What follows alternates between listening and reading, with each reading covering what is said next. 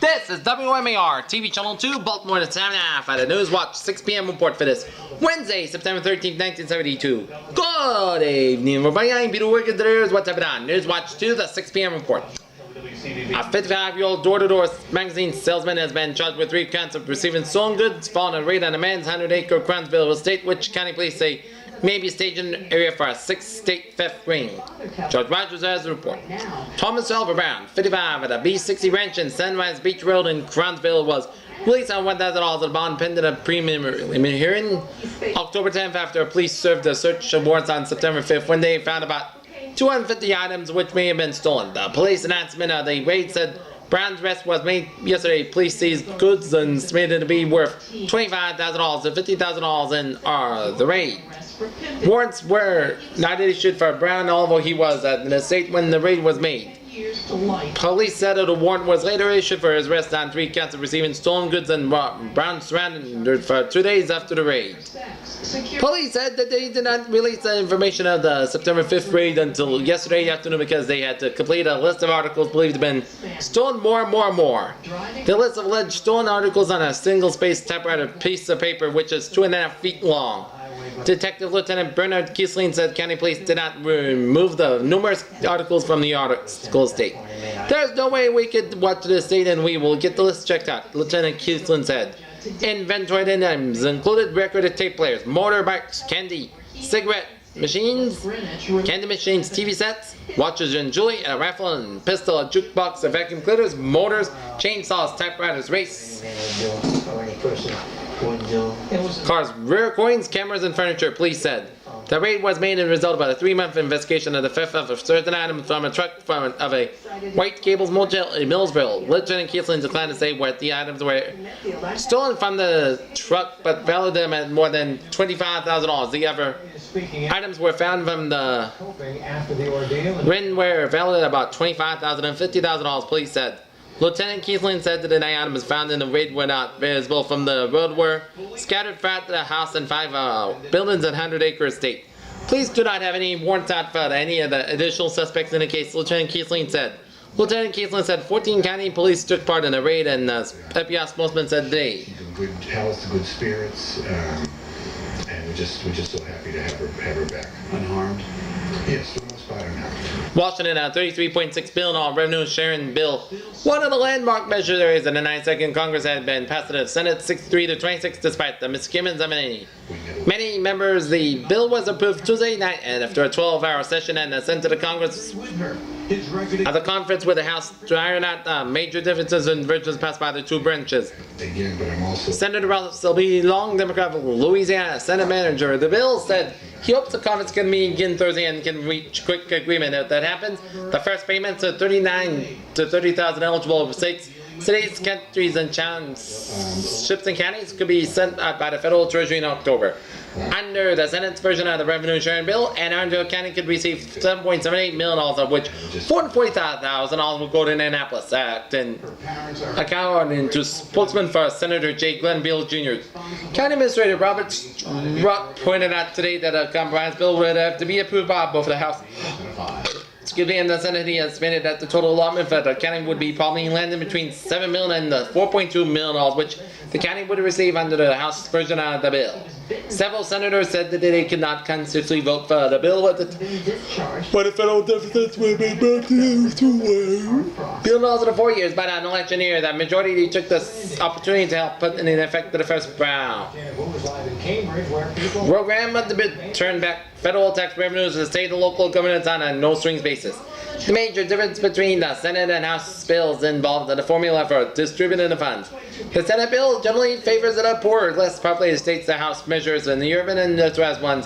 However, the Senate version gives me more than the House bill to the central cities and much less to the suburbs. Another important difference still has in the provision added by the Senate Finance Committee, which chose the bill and a vehicle to try to halt the spiraling cost of the social services for welfare recipients and potential recipients. The provision as shaped in the final bill would be limited the program to $1.6 billion. The side conspiracies with $4.6 billion, which the administration estimates for the status will be seeked this year under the present open-ended program. The provision would be dramatically curtail social service. No, provided in many large states. Some senators from these states and their constitutions actually would lose their under the bill because they would be cut more than social services than they would get from revenue share. Change the distribution from to get more for industrial states, but failed because that. In County Executive Joseph W. Alton Jr. disqualified Senator George McGovern's waffling on the issue and announced that USA Today will serve as a state chairman of the Nixon Avenue re-election effort in Maryland.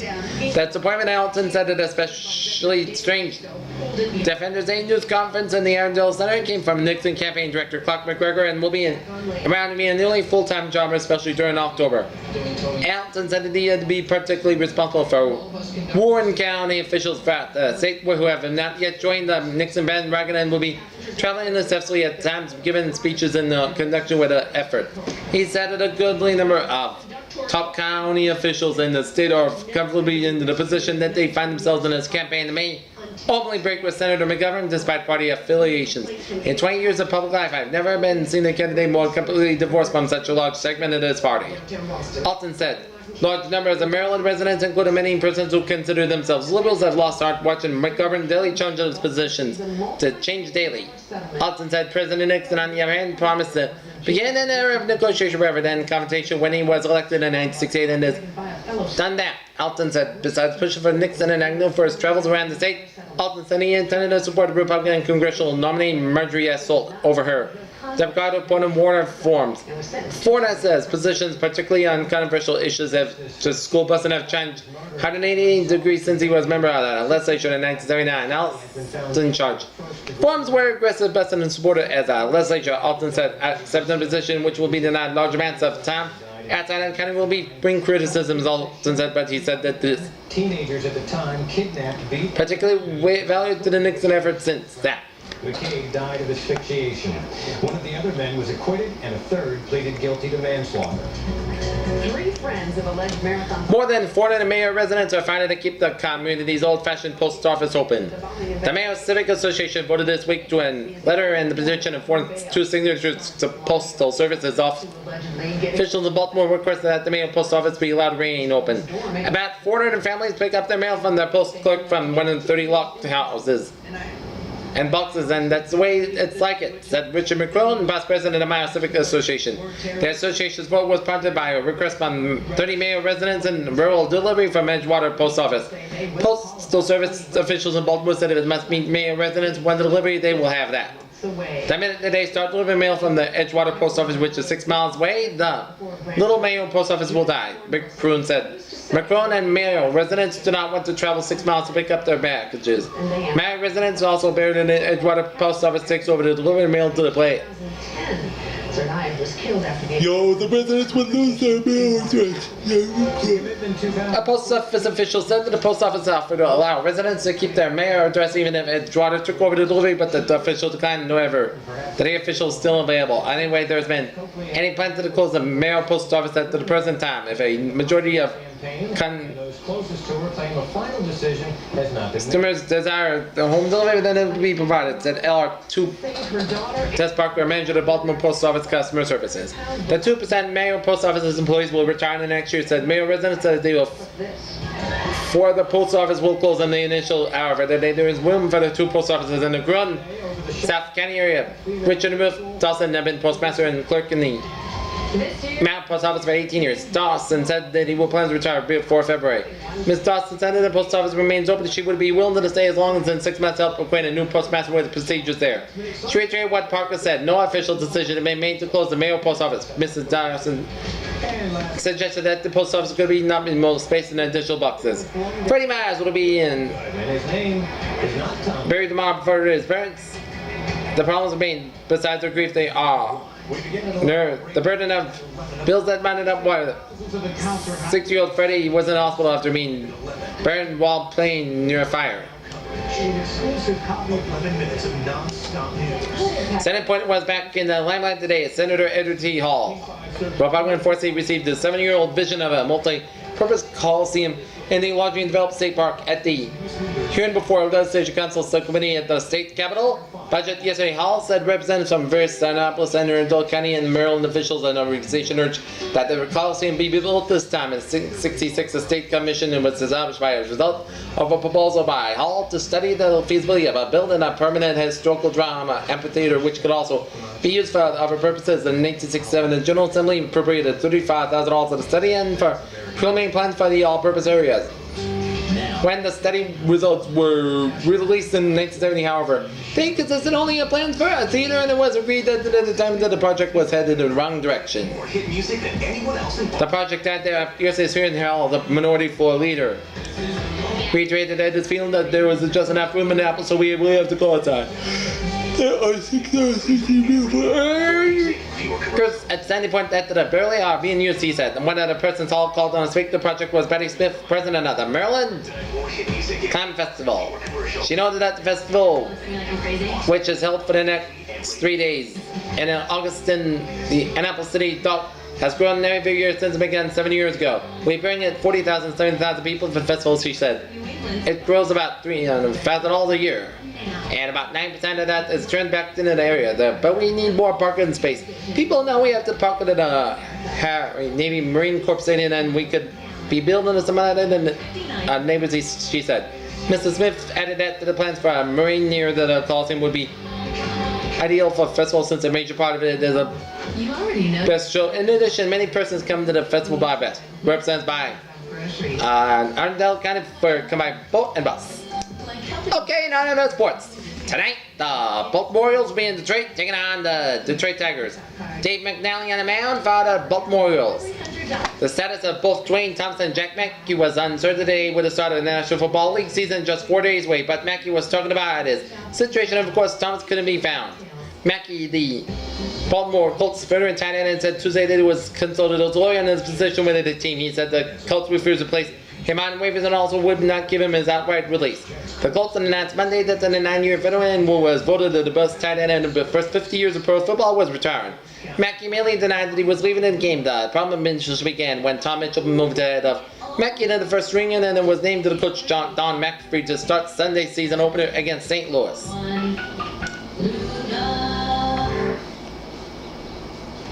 Watching News Center 5 at 6. Thomas, the talented running back who started at Dallas, drafted a Super Bowl championship last season, never has reported a San Diego Chargers to team, to which the Cowboys dealt with him 6 weeks ago. The fact that Thomas did not report appears to be the San Diego loophole. The Chargers did not have to count on Thomas as their official 40-man NFL roster because he did not take part of the training camp. So Mike Montgomery and wide receiver Billy Parks to get Thomas. Now, when the league rules would prevent a club being penalized by a player who does not report the Chargers roster, doesn't have to be include Thomas, or does San Diego have to release him on waivers? Thomas is an available vote comment as the 26-team Zudos rosters to make their 40-player limited number of veterans were released. Tackle Dave Foley, a former #1 draft choice, was waived by the New York Jets and claimed by the Buffalo Bills, who also claimed defensive lineman Don Kraft from Baltimore. Detroit cut running back Nick and the former Notre Dame standout New England released kicker Charlie Golgock and partner receiver Pat Studstill, a Cleveland cut safety Ernie Kellerman, and signed veteran receiver Gloucester Richardson, and filled of a waived kicker Happy Fella returned by running back Jim Cannonball Butler to Atlanta. Butler failed to pass his physical with the Eagles. The name is sexist, but protesters say it's the decision that's sexist. Indiana Pacers and American Basketball Association announced Sunday night that he had signed Bob Erzin, a former All-American Notre Dame. Erzin played one season in each with Cincinnati Royals in the NBA and in the New York football team, and they get just as many games. That's the ABA. Football team gets taken away. These females Papetti let their school pride be is brought by the loss. Judge Roberts has slowly rekindled his football team after a series of preseason injuries. Practice demolished it. He has not given all the pieces back together again, but the schedule gives him a break, but didn't mean needed us all after weapons for another week. After losing his season opener to Thomas Johnson 26-7, the 3 in the park Falcons, or the 7 Park Falcons game. Worcester's first varsity opponent ever, Saturday at 2 p.m. at Falcon Field. The Mustangs began their first variety season ever after going by the successful number of variety day campaign last year, but Wexford coach Jack Manley may find it a bit different playing varsity ball in a scrimmage against St. Stephen's up. Last week, Wexford held its own, being outscored by a single touchdown, but Manley will meet the Falcons just as Roberts has faded out. He has pretty far ball club and 26-9 pacing for withstanding. I was kind of surprised we held up as well as we did. We fumbled 5 times, and that hurt us. Starting their first string quarterback, Barry Parson, and the Falcons were able to generate an event where they intercepted a Bird ran for 113 yards. After School's first half, Thomas Johnson took command, and Billy in the lead in the final 2 quarters, and the Falcons were able to keep up. Roberts said that Dan Rapowski's final quarter, but the second string quarterback wasn't able to move the team the effective time. A broken ankle was evident as a hypoxia was difficult moving on the backfield. Carries found the Falcons' #1 quarterback who suffered a broken hand before the season started may be available for the spot today against Wexford, most likely to be handled in passing. The test came off his hand one day before the opening game, but he was still cannot grip the ball well enough to throw accurately powerfully. But it was also pleased with his injury lines. One of the main concerns before the game was his defensive end, and then the concern was just about as Thomas Johnson gained most of its yardage going outside in the second half. The weakness might cause more unable for Severn Park Saturday because Wexford had a couple of quick ball carries. In Jim and Billmore, Manley said that both look real good against St. Stephen's. That quarterback, the Mustangs will be start either Trey Moore, Tom Morgan, Belfast, Neck, and Cook. For the job according to Manley Menho. Manley will count on contained Bird will be linebackers Jeff Neck and Ma